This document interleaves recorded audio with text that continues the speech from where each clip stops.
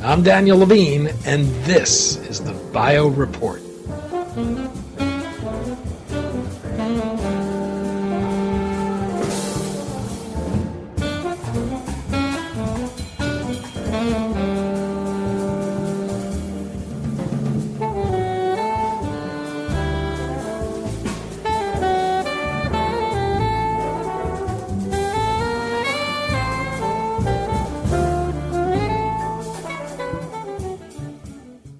KeifeRx is developing a pipeline of orally delivered tyrosine kinase inhibitors to treat neurodegenerative diseases.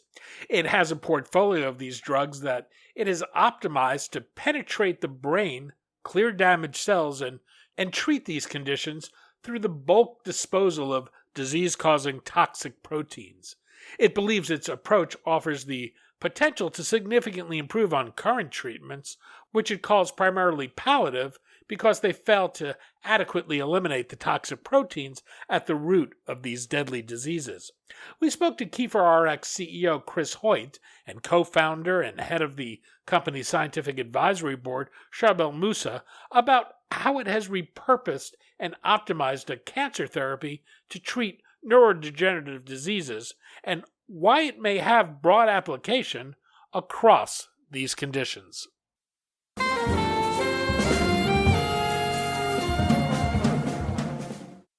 Chris, Charbel, thanks for joining us. Yes, thank you, Danny, very much for having us. Thank you. Thanks for inviting us to the show, to this talk. We're going to talk about neurodegenerative diseases, KeifeRx, and its efforts to develop tyrosine kinase inhibitors to treat these conditions. I suspect most listeners will be familiar with tyrosine kinase inhibitors in the context of cancer. Forgive me. What are tyrosine kinases and what are their functions within the body? Generally, tyrosine kinases, we don't have a lot of tyrosine kinases in our body. Probably there is less than 100 in Homo sapiens. Their function is really double-edged. In one hand, tyrosine kinases are involved in multiplication or division of cells. And on another hand, they are involved in a process called autophagy or degradation of unwanted materials in the cell. So that's generally what tyrosine kinases are for, and that's what they do. Within the context of neurodegenerative diseases, what role do they play? Within the context of neurodegenerative diseases, their main role is a degradation of unwanted proteins. In neurodegenerative diseases, a common denominator in all these diseases, or on all, including Alzheimer's disease, Parkinson's, and other neurodegenerative diseases, a signature of these diseases is accumulation of proteins that basically build up in the brain over time, and they become toxic. Tyrosine kinases, when they fail to degrade these proteins, we get neurodegenerative diseases. So when we inhibit them, we trigger this mechanism called autophagy, or clearing of the cell, and these toxic proteins are degraded, and the cell comes back to normal. You're pursuing a range of neurodegenerative diseases. This includes Parkinson's, Alzheimer's, Lewy body dementia, Huntington's disease, and others. Is the belief that they share a common biologic mechanism or commonality? Correct, they do. The common, as I said, denominator in these diseases is accumulation of proteins that are supposed to be normal. We call them housekeeping proteins. However, due to some environmental factors, aging, and perhaps genetic mutation, different proteins accumulate in different brain areas, and they cause either cognitive dysfunctions or motor symptoms. And therefore, if you try to target these proteins to degrade them, to degrade the misfolded part of these proteins that are toxic, is a highly desirable strategy. Your lead experimental candidate is nilotinib BE, an optimized lower dose formulation of nilotinib. What is nilotinib? What is it used for today? Yeah, this is a great question. So The nilotinib is also known as Tasigna. It's used today. It's FDA approved for the treatment of a type of blood cancer called leukemia. However, nilotinib is used at doses that are significantly high, of 600 to 1200 milligrams in leukemia. In neurodegenerative diseases, we've actually lowered this dose of the drug to enable it to get into the brain. And when we made the new formulation of the drug, we actually made sure that we go down from 600 to 84 milligrams of nilotinib for the drug to bypass the blood-brain barrier and gets into the brain to trigger autophagy and clean the brain. How did you come to recognize its potential in treating neurodegenerative conditions? The initial step in determining the effect of nilotinib, we actually do understand that basically cancer is the flip side of neurodegenerative diseases. Particularly when it comes to the treatment. In cancer, what we do, we use drugs that can degrade some unwanted molecules. These molecules are called oncogenes or transcription factors, which in turn cause the cell to multiply, to reproduce, and we develop a tumor. Like from a cell, we develop 100,000 or 1 billion cells. The role of these tyrosine kinase inhibitors is to basically shut down cell division and kill or suffocate the tumor. In neurodegenerative diseases, we are born with cells that have to live with us all our life. If we have accumulation of unwanted proteins, then the cell actually is clogged and it suffocates and it dies. So in a way, if you use these drugs in cancer to shut down to shut down mitosis or to clean the cell, it would be beneficial in both cancer and neurodegenerative diseases. So initially, we tried experiments with a number of more than 24 of different drugs that are currently used for cancer treatment in cells that are either cancer cells or cells that are cells which are derived from neurodegenerative diseases. And we saw that upon application of these drugs, particularly nilotinib, the cancer cells die, which would be expected. However, the cells that were derived from neurodegenerative diseases or patients of neurodegenerative diseases, they actually survived, and the drug increased the survival of these cells. So upon further examination, we found that these drugs did, in fact, clear toxic proteins that cause neurodegeneration in the brain. So that's how we come to know about or learn about this class of drugs in neurodegenerative diseases. And by repurposing an existing cancer therapy, how does that accelerate the clinical development path for you? It does significantly increase the regulatory path, because here you have a drug like nilotinib that has been used in over 6,000 patients over the last 10 years. The drug was approved in 2007. There is a wealth of information we know about the safety of the drug, even though the drug is given at a higher dose in cancer. So knowing the safety of the drug is of paramount importance in drug development. What we really need to look at right now, we need to do further analysis of how safe a lower dose of the drug, and we're talking about 84 milligrams compared to 600 as a minimum, and also how efficacious it is. So it is a major step in basically not having to redo all the safety and tolerability exams or tests or clinical trials to tell us whether the drug is safe or not.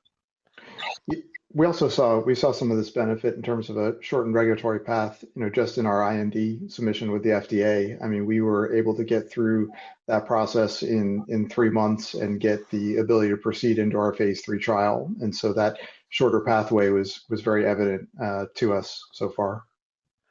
You're conducting a phase 3 clinical trial in early Alzheimer's disease. Use of the drug is expected to reduce protein misfolding and aggregation, including amyloid. Is the expectation that this will halt progression, slow progression, or does it have the potential to even reverse it at all? In early Alzheimer's disease, our aim is to halt the progression of Alzheimer's disease. So, in a way, if you halt the progression of Alzheimer's disease in the very early stages, you've kind of you basically stop the disease altogether. So, our preliminary data or our phase 2 data show that there is an effect specifically on what we call executive functioning, or the early memory loss, if you like, or cognitive loss in Alzheimer's disease. So that is complete reversal of this cognitive, if you like, decline. If you go to early Alzheimer's disease, you're going to halt it, and with the improvement of executive functioning, there is most likely reversal of the cognitive decline that we see very early on in the disease. The trial is in early patients. What are you doing to identify them? How do you determine someone who's early in the disease, and how early do they need to be? They need to be very early in the disease. There are several diagnostic criteria that we are using to make sure that patients have actually Alzheimer's disease. One of them is, of course, the patient has to present with some memory impairment, particularly like executive functioning, very early stages of dementia. We have to supplement that, or we will supplement that with a diagnostic imaging or a diagnostic diagnostic imaging to show that the patients do actually have amyloid in their brain. We know that the presence of amyloid in the brain together with cognitive impairment is an indication of Alzheimer's disease. And the patients have to be patients who have other conditions like the conditions which are likely to cause them dementia, like deficiency in vitamins, traumatic brain injury before, or other diseases will be excluded. So our aim is to rely on both biomarkers for diagnosis and also clinical diagnosis of dementia to make sure that these patients are early Alzheimer's disease. How challenging is it to identify patients with early disease? It is significantly challenging to identify patients with early Alzheimer's disease. However, when you are doing a clinical trial, there are sets of inclusion and exclusion criteria that you have to follow. So once you follow the inclusion and exclusion criteria in compliance with the written protocol that you have, you are very likely to eliminate all dementias that are really not Alzheimer's disease and include other dementias or cognitive impairments that are likely to be Alzheimer's disease. So although it's difficult to say quickly, I would say that, from the first visit that a patient has Alzheimer's disease, patients do have history of Alzheimer's. Patients do have significant prior or historical, if you like, clinical and diagnostic exams for us to confirm that the patient is early Alzheimer's disease. What are the endpoints for this study, and how many patients do you expect to enroll?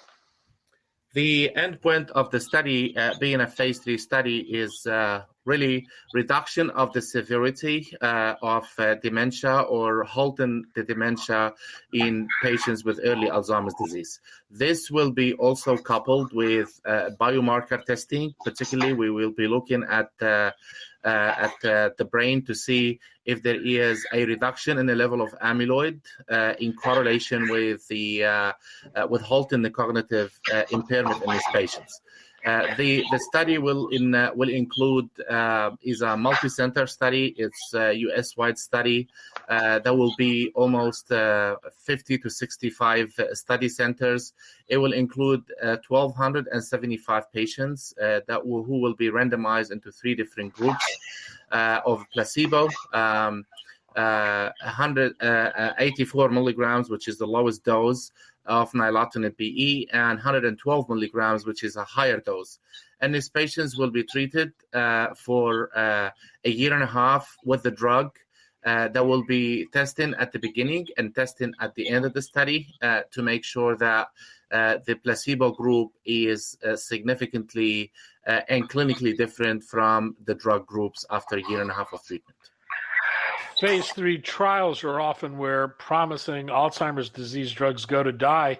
Why start with that indication, particularly given concerns that targeting amyloid may not be the most effective strategy? That is an excellent question. Yes, we are pursuing Alzheimer's disease because we are exceptionally confident that this study, that this drug targets multiple pathologies in Alzheimer's disease. So prior studies targeted amyloid, and unfortunately we see that targeting amyloid is not by itself sufficient, although it probably is necessary in Alzheimer's disease, not sufficient to prevent cognitive decline. In our case with nilotinib BE, we have conducted phase 2 studies, and we've shown that the drug, when it triggers autophagy, when it triggers this, if you like, degradative machine in the brain, it does not discriminate between multiple proteins that accumulate. So we are targeting both amyloid and tau. Also, we have shown that nilotinib is a drug that protects the blood-brain barrier or protects leakage in the brain. If you target amyloid by itself, it seems that we are getting increased edema in the brain or increased swelling. So nilotinib, as an additional target to clearing amyloid, it's actually protecting the blood-brain barrier and preventing the breakdown of the brain and leakage, as we see with other drugs. And very importantly, when we look at nilotinib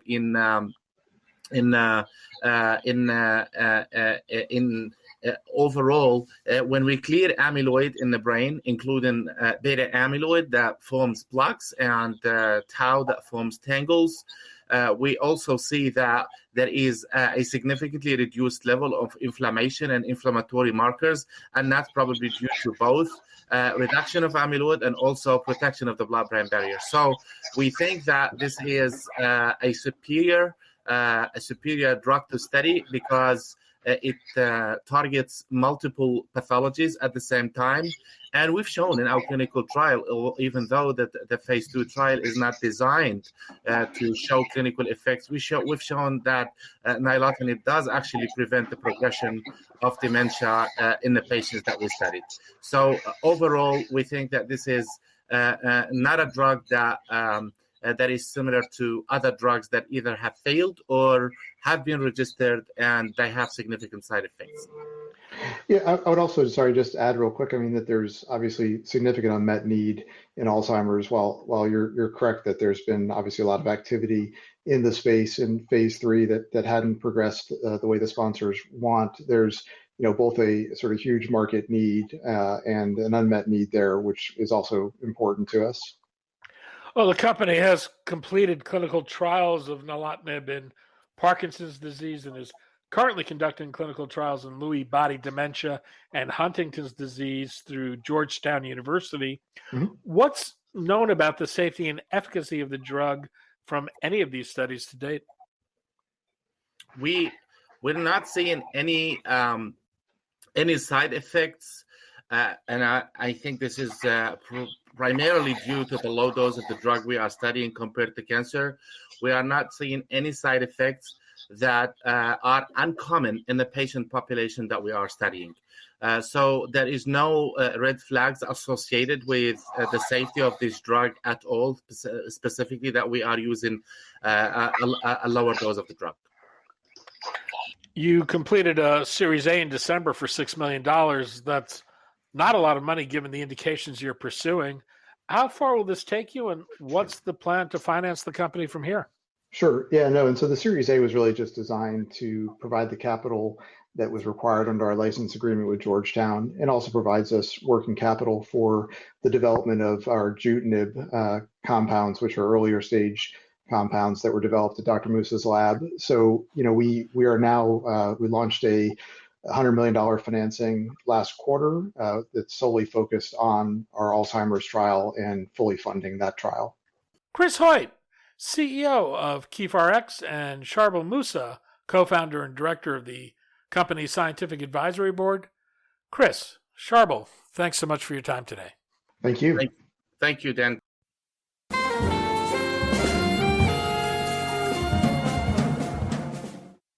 Thanks for listening. The Bio Report is a production of the Levine Media Group. To automatically download this podcast each week, subscribe to our RSS feed or through iTunes or other podcast manager. To join our mailing list, go to levinemediagroup.com. We'd love to hear from you. If you want to drop us a line or are interested in sponsoring this podcast, send an email to danny@levinemediagroup.com. Special thanks to Jonah Levine, who composed our theme music, and the Jonah Levine Collective, which performs it.